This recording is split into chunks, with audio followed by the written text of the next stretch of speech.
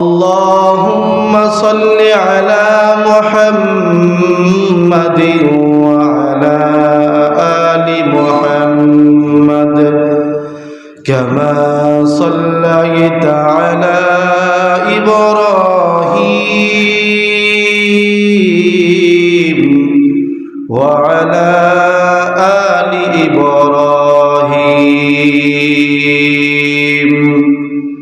إنك حميد مجيد اللهم بارك على محمد وعلى آل محمد كما باركت على إبراهيم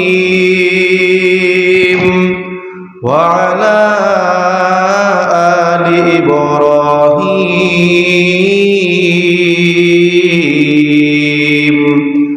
إنك حميد مجيد जिसे चाहे तो दे दुनिया की दौलत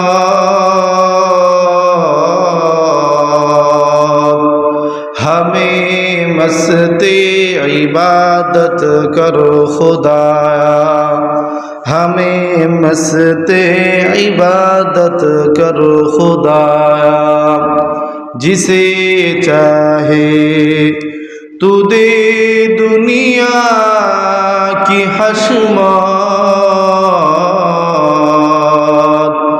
हमें मस्ते मोहब्बत कर खुदाया हमें मस्ते मोहब्बत कर खुदाया अल्हम्दुलिल्लाह लाख कोटी शुक्रिया से महामुनीब अल्लाह ताआलार दरबारे যে দয়াময় আল্লাহ তাআলা আমাকে আপনাকে সুস্থ রেখে ভালো রেখে আল্লাহ তাআলার পবিত্র পরস্কৃত বিধান পবিত্র জুমার নামাজকে আদায় করার জন্যে আল্লাহর ঘর মসজিদের মধ্যে আল্লাহ তাআলা আমাকে আপনাকে আগে আগে আসার বসার তৌফিক দান করেছেন সেই জন্য সেই মহামনিব আল্লাহ তাআলার দরবারে অন্তরস্থল থেকে শুকরিয়া আদায় করি সর্বোচ্চ কণ্ঠে বলি আলহামদুলিল্লাহ। আমি আপনাদের সামনে অল্প সময়ের মধ্যে মহাগ্রন্থ আল কোরআনুল কারীম থেকে একটি আয়াতে কারিমা তেলাওয়াত করেছি এবং বিশ্বনবী সাল্লাল্লাহু আলাইহি ওয়াসাল্লামের অসংখ্য গণিত মুখ নিঃসৃত অমূল্য বাণী পবিত্র হাদিস শরীফ সমূহ থেকে একটি সুপ্রসিদ্ধতম একটি হাদিস আমি আপনাদের সামনে তেলাওয়াত করেছি।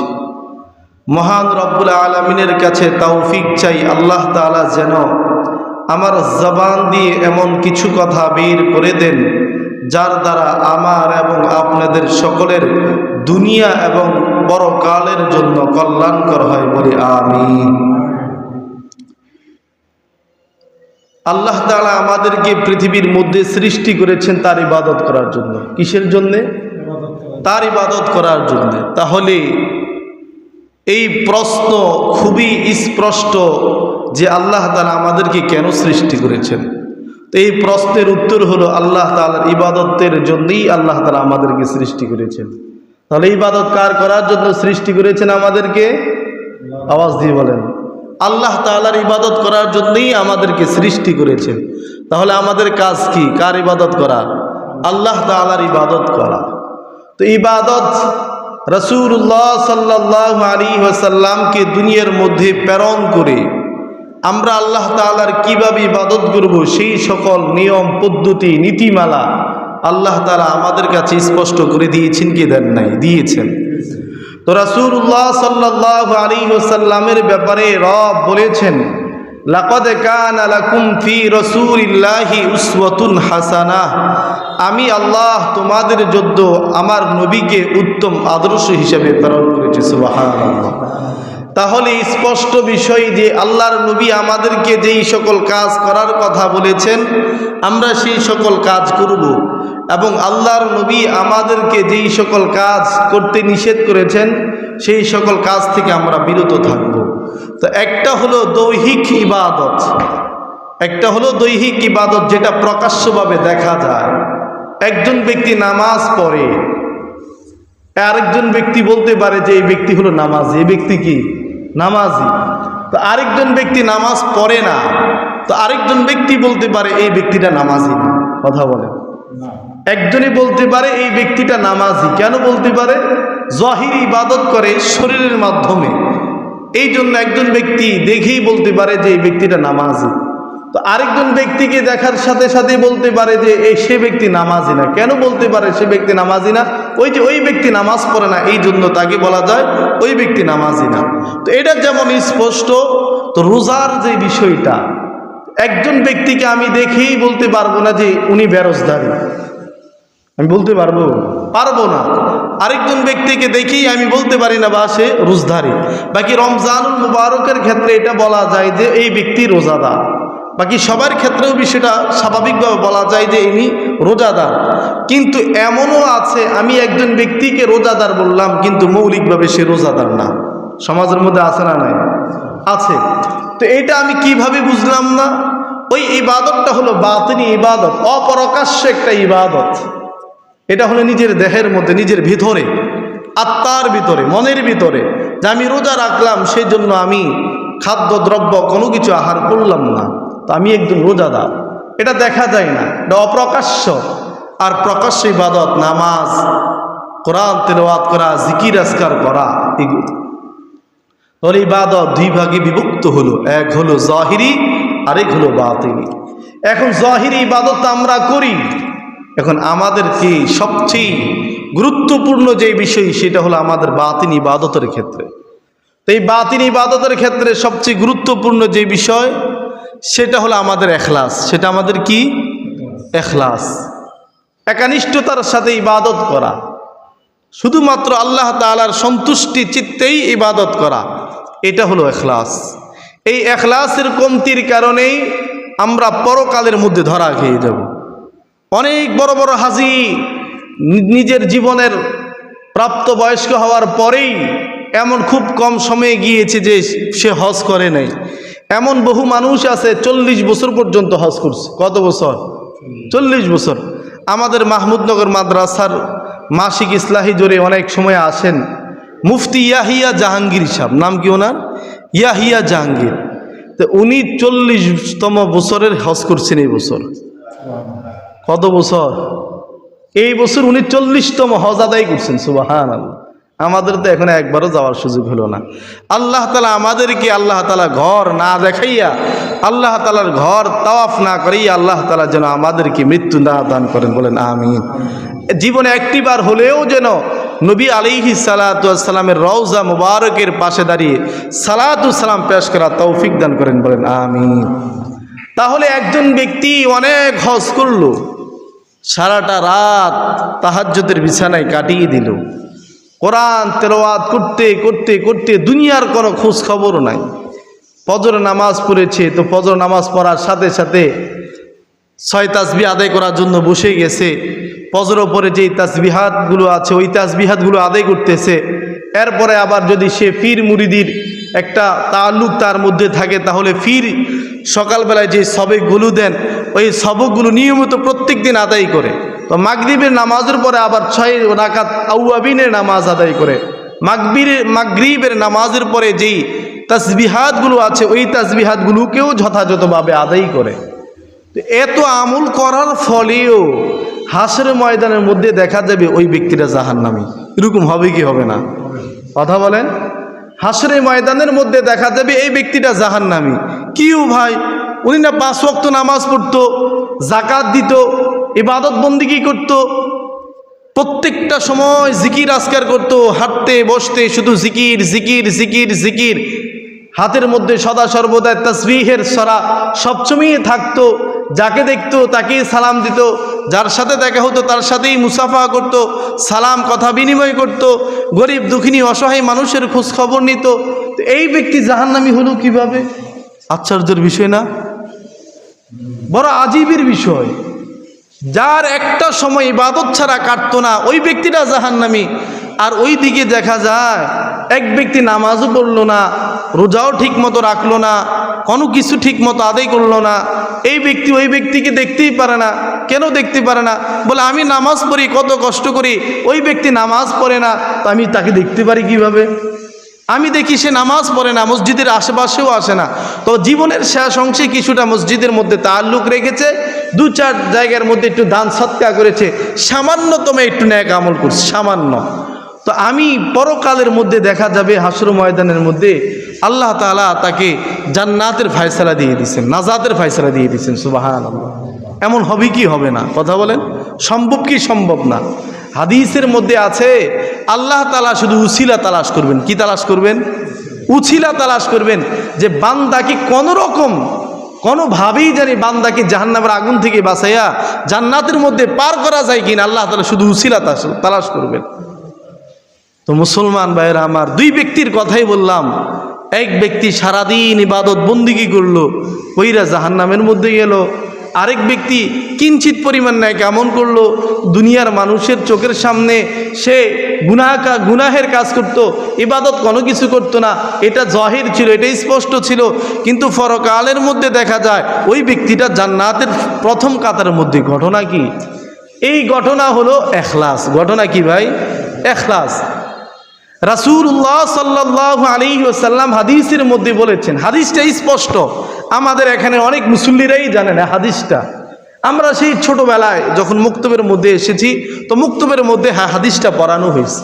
তে হাদিস পড়েছি, আরবি পড়েছি, হাদিসের অর্থ পড়েছি, কিন্তু হাদিসের মর্ম উদ্ঘাটন করি নাই, হাদিসটা বুঝার চেষ্টা করি নাই।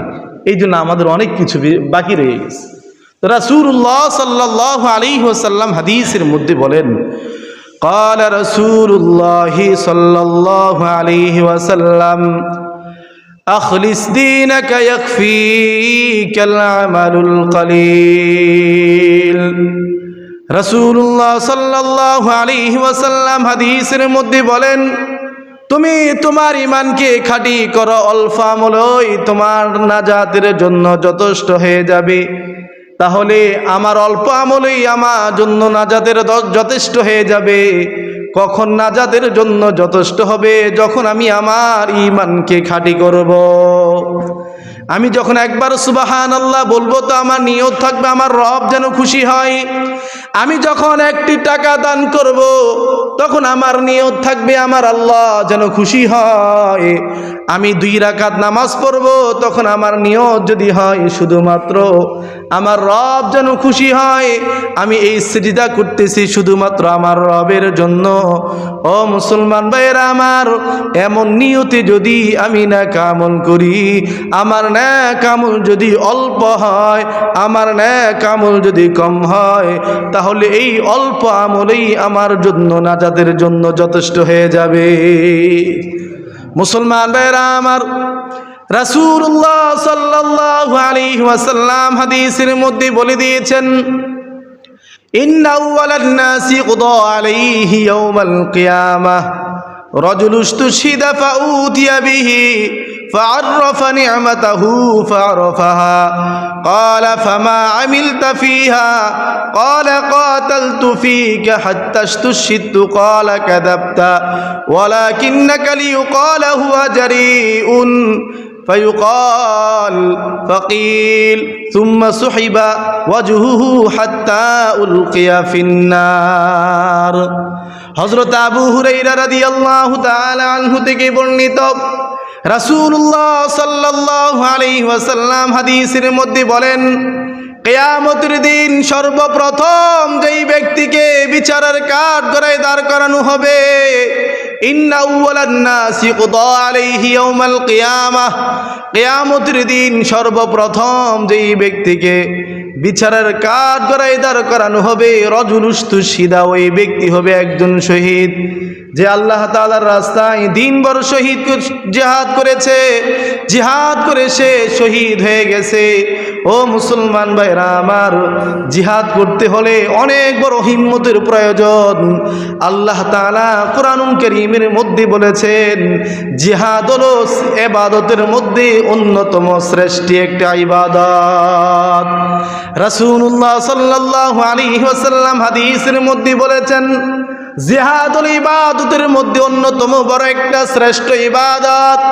নবী হাদিসের মধ্যে এই কথাও বলেছেন, কেউ যদি জীবনভর নেক আমল করলো কিন্তু তার মনের মধ্যে এই আশা রাখলো না এবং মনের মধ্যে এই চিন্তা সে কোনোদিন করলো না, আমার সামনে যদি কখনো জিহাদের পরিবেশ পরিস্থিতি তৈরি হয় তাহলে আমি জিহাদ করব, বাতিলের বিরুদ্ধে আমি লড়াই করব। ও মুসলমান ভাইরা আমার, কোন মুসলমান যদি সে এই আশা না রাখে, এই তামান্না যদি দিলের মধ্যে পালন না করে, যদি ওই ব্যক্তি মৃত্যুবরণ করে, নবী বলেন সে যদি সারা জীবন নেক আমল করে তার জীবনটা কাটিয়ে দেয়, ওই ব্যক্তি মৃত্যুবরণ করার সময় মুনাফিকের খাতায় নিজের নাম লেখাইয়া মৃত্যুবরণ করবে। একজন ব্যক্তি সারা জীবন নেক আমল করলো কিন্তু জিহাদের তামান্না তার দিলের মধ্যে ছিল না, তার মনের মধ্যে জিহাদের আকাঙ্ক্ষা ছিল না। সমাজের মধ্যে অনৈতিক কাজ চলতো, সুদের লেনদেন হতো, জিনাহের সয়লাভ সমাজের মধ্যে ছিল। এখন জিনাহের এই কাজকে বন্ধ করার জন্য স্পষ্টভাবে সে কোনোদিন কথা বলে নেই, অন্যায় কাজকে প্রতিরোধ করার জন্য সে কোনোদিন বাধা প্রদান করে নেই। এই হিম্মত সে তো বাধা প্রদান করেই নাই এবং এই হিম্মত তার দিলের মধ্যে সে পালনও করে নাই এবং এই আশা কোনোদিনও পালন করে নেই যে আল্লাহ তাআলা যদি আমারে শক্তি দান করে, আল্লাহ তাআলা যদি আমাকে সমাজের নেতৃত্ব আমার হাতের মধ্যে দেয়, তো আমি সমাজ থেকে এই অনৈতিক কাজগুলো আমি বন্ধ করে দিব। অথবা আল্লাহ তাআলা যদি কোনোদিন জিহাদের পরিবেশ করে দেয়, তো আমি বাতিলের বিরুদ্ধে, কাফেরদের বিরুদ্ধে লড়াই করে শহীদ হব। এই আশা যদি কোনো মুসলমান তার দিলের মধ্যে লালন না করে, ওই মুসলমানটা মুনাফিক হয়ে মৃত্যুবরণ করবে, নাউজুবিল্লাহ। তাহলে আমি যত বড়ই নেক আমল করি না কেন, যত বড় ইবাদতগার হই না কেন, আমাদের এই দিলের মধ্যে কিসের আশা রাখতে হবে? জিহাদের আশা রাখতে হবে। কিসের আশা? একটু আওয়াজ দিয়ে বলেন, একটু আওয়াজ দিয়ে বলেন না, কিসের আশা? জিহাদের আশা। জিহাদের আশা আমার দিলের মধ্যে লালন করতে হবে যে আল্লাহ আপনার দিনকে সমুন্নত রাখার জন্য, আপনার ইসলামকে কায়েম করার জন্য, কোরআনী রাষ্ট্র পরিচালনা করার জন্য, কোরআনকে এই দেশের সংবিধানের মধ্যে প্রতিষ্ঠা করার জন্য আমি সদা সর্বদাই প্রস্তুত আছি। যখন যা কিছু করা প্রয়োজন রব আমি করতে প্রস্তুত। এই আশা আকাঙ্ক্ষা সবার দিলের মধ্যে করা লাগবে, এই আশা আকাঙ্ক্ষা সবার দিলের মধ্যে রাখা চাই। না রাখলে আমি মুনাফিকের কাতারে আমি সামিল হয়ে যাব। আমি যতই না আমল করি না কেন, যতই দানবীর হই না কেন, আমার এই দান 4 আনার দামও আসবে না। মুসলমান ভাইরা আমার, তাহলে জিহাদ সহজ একটা আমল নয়। আমল সমূহের মধ্যে অন্যতম কঠিন একটা আমলের নাম হলো জিহাদ। ওই ব্যক্তিকে বিচারে কাঠ করে দাঁড় করানো হবে যে ব্যক্তি জিহাদের ময়দানের মধ্যে শহীদ হয়ে গেছে। ওই ব্যক্তিকে আল্লাহ তাআলা বলবেন, ও মুজাহিদ, ও শহীদ, আমি তো তোমাকে দুনিয়ার মধ্যে এমন এমন নিয়ামত দান করেছিলাম। ক্বালা ফামা আমিলতা ফিহা। ওই ব্যক্তিও ওই নিয়ামতের কথা স্মরণ করবে। কোন সেই নিয়ামত? আল্লাহ তাআলা বলবেন, জিহাদ করার জন্য শক্তির প্রয়োজন, জিহাদ করার জন্য ভালো বুদ্ধির প্রয়োজন, জিহাদ করার জন্য সরঞ্জামের প্রয়োজন, তরবারির প্রয়োজন, জিহাদের সামগ্রিক বস্তুর প্রয়োজন। আমি আল্লাহ তাআলা তোমাকে এটি দিয়েছি কি দেই নাই? ওই মুজাহিদ বলবে, ক্বালা ফামা আমিলতা ফিহা। ও নবী, হ্যাঁ, আপনি আমাকে এমন নিয়ামত দান করেছেন। নবী বলবেন, ক্বালা ফামা আমিলতা, তুমি ওই সকল নিয়ামত দ্বারা কি করেছো? ওই সাহাবী বলবে, ওই শহীদ বলবে, ক্বালা কাতালতু ফিকা হাত্তা ইসতুশহিদতু। ও নবী, আমি আপনার রাস্তার মধ্যে জিহাদ করেছি, আমি আপনার রাস্তার মধ্যে শহীদ হয়েছি, বাতিলের বিরুদ্ধে লড়াই করতে করতে মৃত্যুবরণ করেছি, অকালেই আমি মৃত্যুবরণ করেছি। আমার বয়স মাত্র 30 বছর, মাত্র আমি বিবাহ করেছি, মাত্র আমার বাল বাচ্চা হয়েছে। আমি যখন জিহাদের ময়দানের মধ্যে আসি পেছন থেকে ছোট বাচ্চারা আমাকে আব্বু আব্বু বলে ডাক দেয়, কিন্তু আমি ওই দিকে একবারের জন্য ফিরিয়ে তাকাই নেই। নবী আল্লাহ কেন ফিরে তাকাই নেই জানেন? আমি যদি আমার বাচ্চাটার দিকে একবার ফিরে তাকাইতাম তাহলে আমার এই দুই আঁখের দৃষ্টি আমার বাচ্চার প্রতি পড়তো, তখন বাচ্চার প্রতি আমার হৃদয়ের মধ্যে একটা মহাব্বত তৈরি হতো, একটা আকর্ষণ তৈরি হতো। ওই আকর্ষণটা হয়তো আমাকে এই জিহাদের কাছ থেকে বিরত রাখতো। এই জন্য আমি আমার ছোট বাচ্চাটার দিকেও তাকাই নাই, শুধুমাত্র আপনার দিকে লক্ষ্য করে আপনার দ্বীনকে সমুন্নত রাখার জন্য, আপনার কোরআনের ইজ্জতের হেফাজতের জন্যে আমি জিহাদের ময়দানে চলে এসেছি আর শহীদ হয়ে গেছি।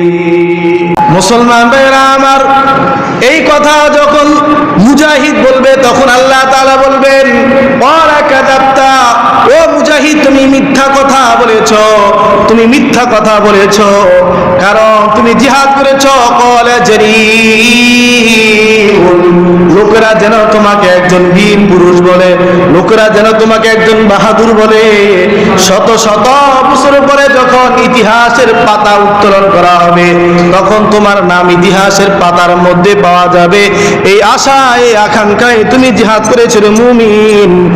এখন তুমি তো মানুষকে খুশি করানোর জন্য জিহাদ করেছো, কাজেই মানুষ তোমাকে জিহাদ বলেছে, মানুষ তোমাকে বীর বলেছে, মানুষ তোমাকে সেনাপতি বলেছে, কাজেই তোমাকে দেওয়ার মতো আমার কোনো কিছু নাই।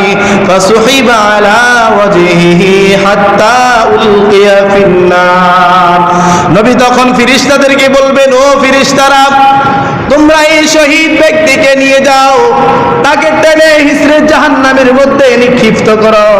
ও মুসলমান ভাইরা আমার, তাহলে আমি যদি বিশুদ্ধ নিয়ত ছাড়া যদি জিহাদ করি তারপরও আমি জাহান্নামী, আর যদি আমি ইখলাসের সহিত আল্লাহ তাআলার রাস্তায় একটি টাকা দান করি অথবা রাস্তা থেকে একটা কীট পতঙ্গকে সরিয়ে দেই, ওই রাস্তা থেকে ছোট একটা কীট পতঙ্গ সরিয়ে ফেলাটা আমার জন্য পরকালে নাজাতের ব্যবস্থা হয়ে যাবে। মুসলমান ভাইরা আমার, ইবাদত কবুল হওয়ার জন্য শর্ত হলো দুইটি। কয়টি? দুইটা শর্ত। এক নাম্বার হলো হালাল খাদ্য। এক নাম্বার কি? হালাল খাদ্য। নবী হাদিসের মধ্যে বলেছেন, যেই দেহের মধ্যে এক লোকমা হারাম খাদ্য প্রবেশ করবে ওই দেহ দ্বারা যত নেক আমল করা হবে কোন নেক আমল কোনদিন আল্লাহ তাআলা কবুল করবেন না। বলেন না নাউজুবিল্লাহ। রাসূলুল্লাহ সাল্লাল্লাহু আলাইহি ওয়াসাল্লাম হাদিসের মধ্যে বলেছেন যে হারাম ভক্ষণকারীর শরীর কোনদিন জান্নাতের মধ্যে প্রবেশ করবে না। এবং নবী এটাও হাদিসের মধ্যে বলেছেন, তলাবু কাসবিল হালালি ফরিদাতুন বাদাল ফরিদা, হালাল রিজিক অন্বেষণ করা ফরজ কার্যসমূহের মধ্যে অন্যতম একটা ফরজ। তো তাহলে এক নাম্বার ইবাদত কবুল হওয়ার জন্য শর্ত হলো হালাল রিজিক ভক্ষণ করা, হালাল খাদ্য খাওয়া। দুই নাম্বার হলো ইখলাসের সহিত আমল করা। কিসের সহিত আমল করা? ইখলাসের সহিত আমল করা, বিশুদ্ধ নিয়তে আমল করা, একনিষ্ঠতার সহিত আমল করা।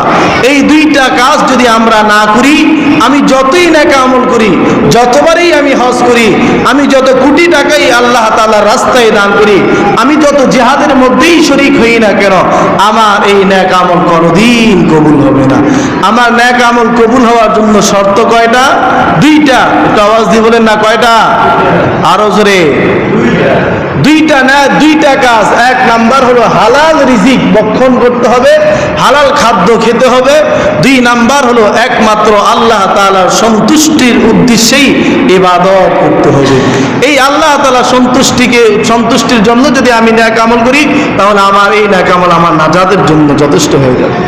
আল্লাহ তাআলা কোরআনুল কারীমের মধ্যে বলেন, قال الله تعالى وتبارك وما أمروا إلا ليعبدوا الله مخلصين له الدين حنفاء ويقيموا الصلاة ويؤتوا الزكاة وذلك دين القيمة। الله تعالى বলেন وما أمروا إلا ليعبدوا الله, আল্লাহ তাআলা তো তাদেরকে আদেশ করেছেন লিয়াবুদুল্লাহ, আল্লাহ তাআলার ইবাদত করার জন্য, মুখলিসিন, মুখলিসের সাথে, ইখলাসের সাথে আল্লাহ তাআলার ইবাদত করার জন্য আল্লাহ তাআলা আমাদেরকে আদেশ করেছেন, হুনাফা ওয়া ইউকিমুস সালাতা ওয়া ইউতুজ যাকাতা ওয়া যালিকা দীনুল কাইয়্যিমা। হুনাফা মানে হলো খাঁটি মনে, এবং আল্লাহ তাআলা আমাকে আপনাকে আরো আদেশ করেছেন আমি আর আপনি যেন খাঁটি মনে নামাজ কায়েম করি এবং যাকাত আদায় করি। আমি যদি খাঁটি মনে নামাজ কায়েম করি, নামাজ আদায় করি এবং খাঁটি মনে যদি আমি আল্লাহ তাআলার রাস্তায় আমার মাল সম্পত্তি থেকে যদি আমি যাকাত দেই, আল্লাহ তাআলা বলেন দীনুল কাইয়্যিমা, এটাই হলো সঠিক দিন। তাহলে আমার জন্য সঠিক দিন কখন হবে? আমি কখন সঠিক দিন পালন করব? যখন আমি ইখলাসের সাথে, মুখলিসের সাথে শুধুমাত্র আল্লাহ তাআলার ইবাদত করব, আল্লাহ তাআলার সন্তুষ্টি উদ্দেশ্যে, এবং আমি যখন নামাজ কায়েম করব, খাঁটি মনে নামাজ কায়েম করব, নামাজ আদায় করব, এবং আমি যখন যাকাত আদায় করব, তখন আমি খাঁটি মনে যখন যাকাত আদায় করব, এই কাজটি যখন আমি খাঁটি মনে করব, তখন আল্লাহ তাআলা বলেন যালিকা দীনুল কাইয়্যিমা, তোমার এই দিনটা হবে সঠিক দিন। তোমার এই দিনটা হবে কি দিন? সঠিক দিন। এই সঠিক দিন যারা পালন করবে তাদের ব্যাপারে আল্লাহ তাআলা সূরাতুল বাকারার ৫ম নম্বর আয়াতে কারীমার মধ্যে ঘোষণা দিয়ে বলেন, উলাইকা আলা হুদাম মির রাব্বিহিম ওয়া উলাইকা হুমুল মুফলিহুন।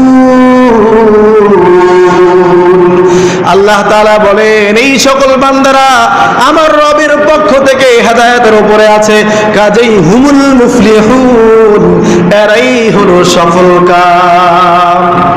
তাহলে আমাদেরকে সফল কাম হতে হলে খাঁটি দ্বীনের উপরে আমল করতে হবে, আর খাঁটি দ্বীনের উপরে আমল করতে হলে একমাত্র আল্লাহ তাআলা সন্তুষ্টির উদ্দেশ্যেই নাকি আমল করতে হবে, এবং সন্তুষ্টির উদ্দেশ্যেই যাকাত দিতে হবে, নামাজ আদায় করতে হবে। আজকের দিনে ওয়াজ মাহফিলের শেষ নাই। কিসের শেষ নাই? এখন এই কথাটা বললে অনেকের মন খারাপ হয়ে যাবে। আমি যদি এই কথাটা বলি অনেকের মন খারাপ হয়ে যেতে পারে। এখন ওয়াজ মাহফিলের শেষ নাই। আচ্ছা বলেন, বিগত 20 বছর পূর্বে এত ওয়াজ মাহফিল হইতো? এত ওয়াজ মাহফিল হতো না। হাতে গোনা কয়েক জায়গার মধ্যে মাহফিল হতো। মোকারা দরবার শরীফে মাহফিল হতো, চরমনাইয়ের মধ্যে মাহফিল হতো, উজানিতে মাহফিল হতো, চারসিনার মধ্যে মাহফিল হতো, এমনকি কালিয়াপুরও নাকি আগে মাহফিল হতো। তো এই সকল জায়গার মধ্যে মাহফিল হতো, হাতে গোনা কয়েক জায়গার মধ্যে। তো দেখা যাইতো এই মাহফিলগুলোর মধ্যে যারা যেত তারা হেদায়াত হয়ে আসতো। কি হয়ে আসতো? হেদায়েত হয়ে আসতো। এখন এখানে অনেক মুরব্বীরা আছেন যাদের মুখের মধ্যে একসময় দাড়ি ছিল না, এখন দাড়ি তাদের মুখের মধ্যে, তাদের গায়ের মধ্যে একসময় লম্বা জামা ছিল না, এখন তাদের গায়ের মধ্যে লম্বা জামা। যদি আপনি প্রশ্ন করেন আপনার এই পরিবর্তন হওয়ার পিছনে কারণ কি, আপনার এই পরিবর্তন হওয়ার পিছনে রহস্য কি, তখন ওই ব্যক্তি বলবে আমি অত সালে বা অত বছর পূর্বে আমি অমুক মাহফিলের মধ্যে গিয়েছিলাম, ওই মাহফিলের মধ্যে যাওয়ার পরে বুজুর্গদের কিছু কথা শুনেছিলাম, তাদের কিছু নসিহত শুনেছিলাম, তখন আমার দিলটা পরিবর্তন হয়ে গেছে। সুবহানাল্লাহ। এমন বলবে কি বলবে না, এমনটাই বাস্তবতা, এইটাই তো। দেখা যায় তো হাতে গোনা মাহফিল ছিল কম, হেদায়েতের সংখ্যা ছিল বেশি, নামাজের সংখ্যাও ছিল বেশি, কিন্তু বর্তমানে বর্তমানে আলোচকের অভাব নাই। কিসের অভাব নাই? বক্তার অভাব নাই, বক্তার অভাব নাই, এমনকি শ্রোতারও অভাব নাই, মাহফিলেরও অভাব নাই। শত শত মাহফিল, এক এক গ্রামের মধ্যে 5-6টা করেও মাহফিল হয়, এক এক বাড়িতে তালিম হয়, বক্তার অভাব নাই। তো হেদায়েত নাই কেন? মাহফিলের অভাব নাই, আলোচকেরও অভাব নাই, সুরেরও অভাব নাই, হেদায়েতের অভাব। কিসের অভাব? কথা বলেন, হেদায়েতের অভাব। তোর কারণ কি? ওই কারণ হলো ওই বিশুদ্ধ নিয়ত নাই। কি নাই? ইখলাস নাই।